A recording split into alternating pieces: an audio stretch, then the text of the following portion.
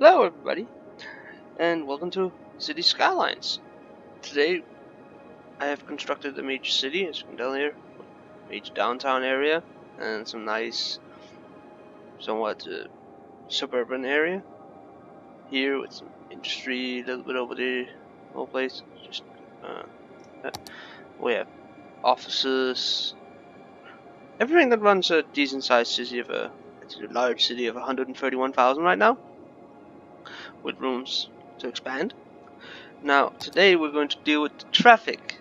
As you can see here, this is just not good. Traffic is just congested for miles, all the way back to here. The congestion starts. Now, here we have a connection that goes from here to here. That's actually to this road here, which only has one building. The cargo harbor, because I didn't really have anywhere else to place it.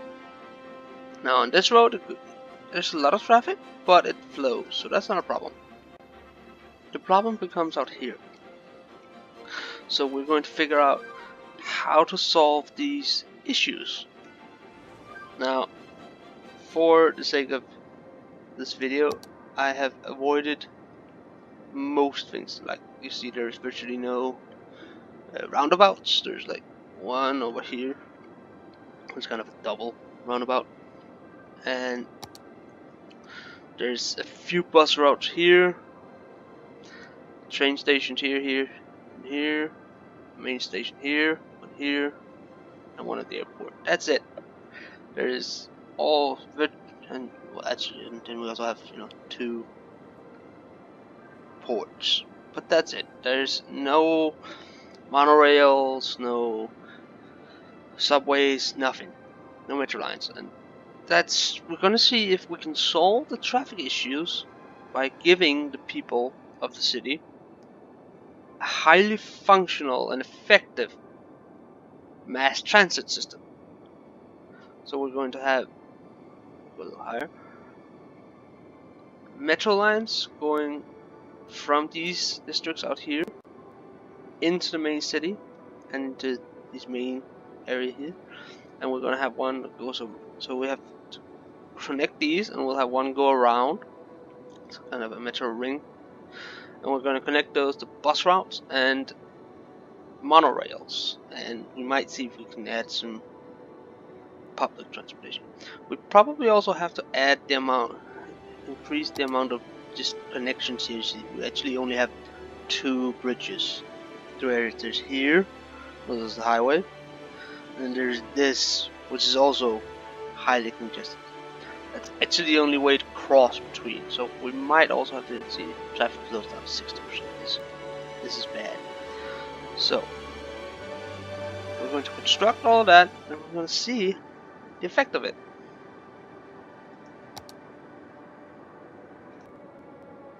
So now I've built a subway system, metro system,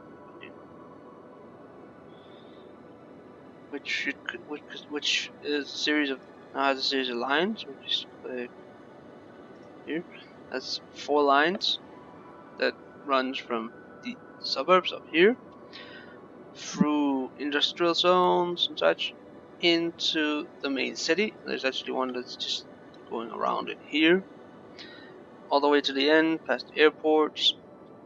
Now, one thing that's important is to make sure that there's interconnectivity. That means that in this case we have a subway station or metro station right next to a train station. So that here there's actually 2 different lines that converge close to this main train station. And as you can see, I actually didn't connect this part or this. There's also which we're going to connect with the bus lines probably. And now we're basically just going to see let it run for a while and see just how much this on its own did.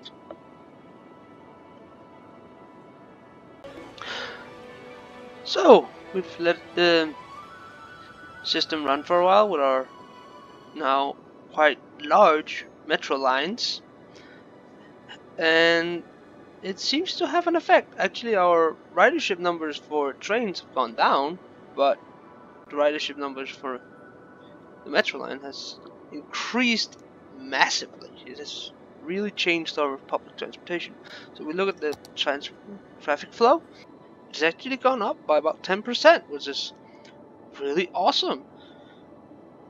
And if we look, it's still very bad. It's still pretty much standstill. So why is that? Well, we'll have to look again. There's still major improvements in this department we do, but notice this. Here we have two different lines, very close to each other, not connected though. And you'd think that people would just walk from this station to this station, but where can they cross? Look up. Straight road, straight road, straight road, and straight. There's no crossing. There's a small path here. Look, people are using it. We have no paths here. One over here. But otherwise, they'd have to go all the way down here, which means that these two stations are not interconnected. So we're just going to quickly do that and see if this has any impact on the ridership numbers. So we've now created these paths, and just to make sure, because I didn't know how else to do it, that they had pathways to cross the streets. We made paths that connects this metro station, this metro station. And when we look at it, there's a lot of people walking up and down the street, and a lot of people walking across these paths, going across here, and across here, and back and forth. So this is actually increasing connectivity between the two. Let's see if it had any effect. And the ridership numbers have gone massively up again. The traffic flow hasn't really changed, but this was a simple solution to fixing if you have lines that aren't connected, or if there's very far between areas where pedestrians can walk. If it becomes too long, they'll take the car, and let's face it, we're not really interested in them taking the car. So this way we can have them connected. Now we should try and increase it even more, so I think we're going to try and see if we can make a system of monorails now. It's going to be one here, possibly one here. See if I can build some here. They'll be somewhat, disconnected, but they'll service the specific areas of the city, which again increases mobility within those areas. And then we'd have the outside lines, a train and metros connecting these areas. And then we'll see if that will increase our traffic flow again.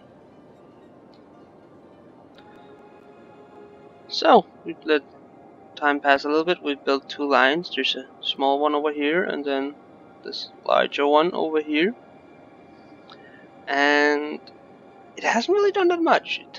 When you see the subway has almost 5,000 people per week taking it. This is pretty good. And the trains have become much less popular, so they're not that crowded anymore. Very few people on the boats, but only about 200 people got crossed over into the metro, or into the monorail. And if you go down to this line, I perfectly understand. This is a line that basically only connects commercial and offices. There's no people living in this entire area of the city.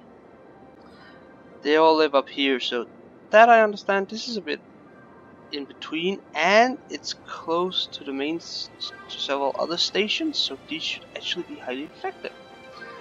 And this is basically also where we get the rider numbers on. All the riderships right over here.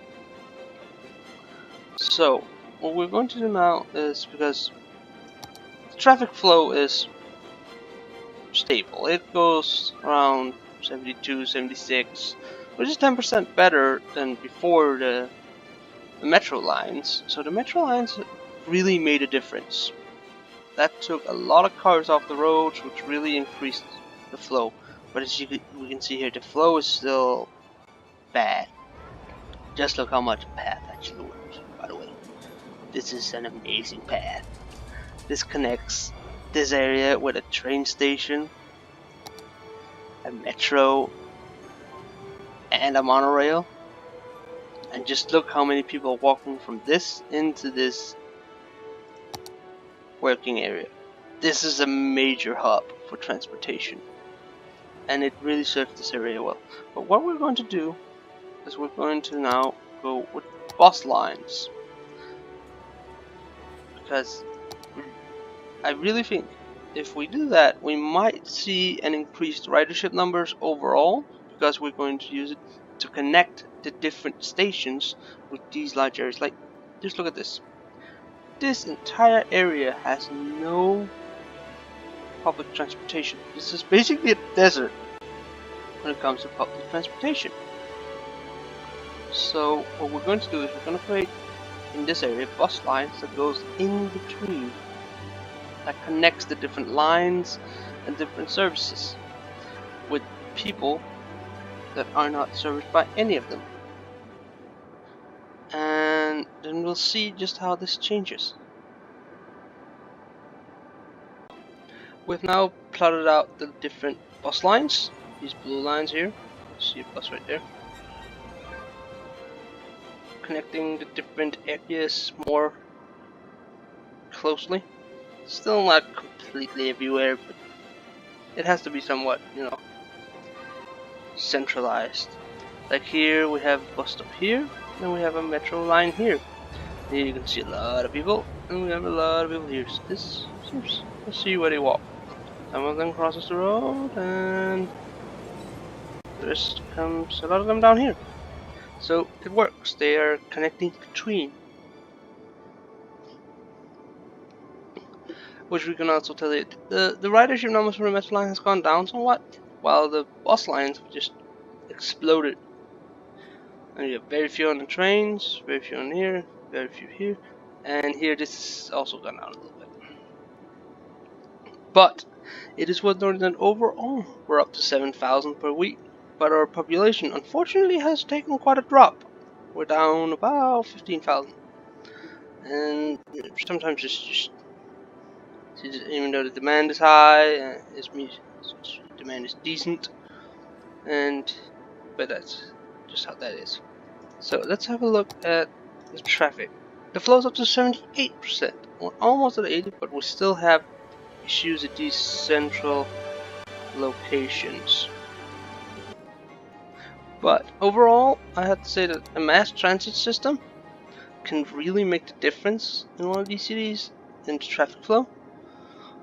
We went from almost 60 to 80 with mainly by just building a mass transit system that is effective. We added a single road here and there. This is still a problem, but a few roads to cross the water, which is actually not really being used that much. And has been our main focus. See, this is actually starting to slow down. It's weird, so we had to increase that. But overall, by using mass transit, you can actually solve a lot of traffic issues in your city. Now, this still has a lot of problems, of course, but overall, I'd have to say this is a lot better off than it were when we started. An 80% traffic flow is decent. It's not great, but it can be better. So this here, this is just a horrible design. It goes down into one intersection straight into another, so that's not very good. But this is basically how you use mass transit to create a easier flowing city once it's already up and running and you don't really have the space to increase roads or creating roundabouts and such. So I hope you enjoyed the video, and if you did, there's a little button for that, and I'll see you next time.